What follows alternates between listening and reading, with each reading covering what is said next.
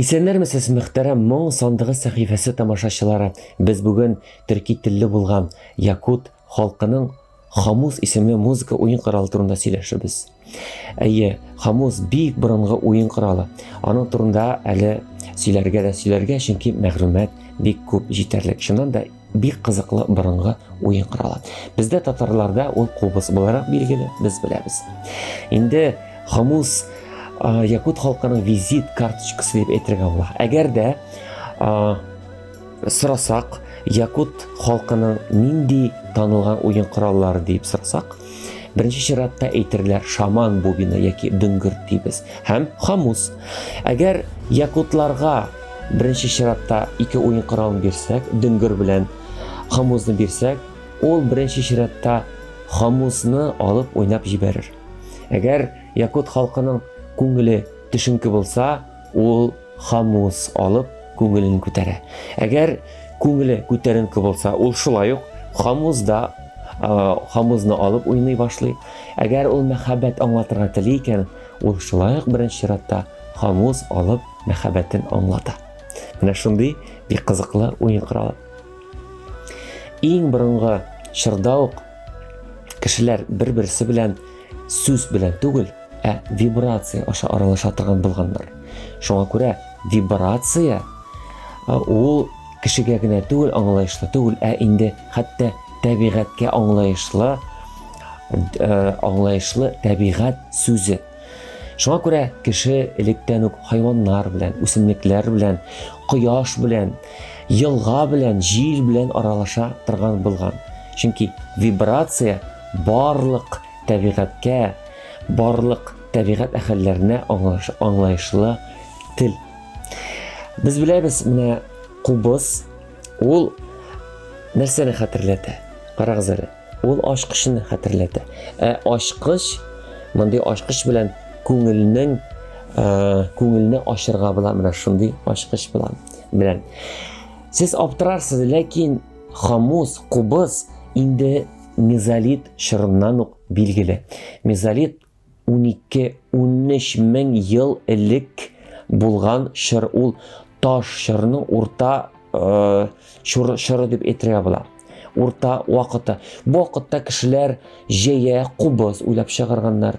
Бу вакытта этне ияләштергәннәр. Менә шушы чорда инде кубыз барлыкка килгән.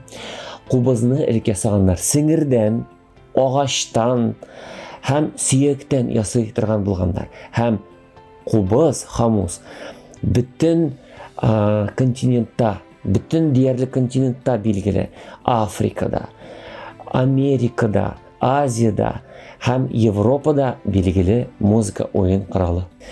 Әйе, Хамус ярдәмендә шаманнар төрле камлания юласын эшлиләр. Нәрсә соң ул камлания?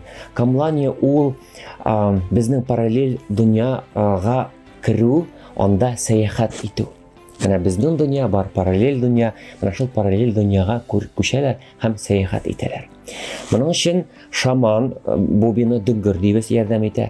Мәсәлән, дөңгөр шушы параллель дөньяга кергә ярдәм итсә, Хамус уйнаганда, Хамус төрле усал ияләрне куркыта, аларны якын китерми. Димәк, шаман кам дибез безнең телдә. Кам сәяхәт иткәндә ул аскы дөньяга төшә. Аскы дөньяда ул мәсәлән көч ала һәм өске дөньяга менә. Өске дөньяда ул акыл ала. Инде Хамус уен коралында уйнау өчен берничә күнекмәләр өйрәнергә кирәк. Хәтта балалар бакчасында уйнарга балаларга өйрәтергә була. Мәсәлән, дөрес тоторга өйрәнергә кирәк. Аннан соң төрле алымнарны куллану, менә шушы телне дөрес чиртергә өйрәнергә кирәк. Төрле ысуллар бар.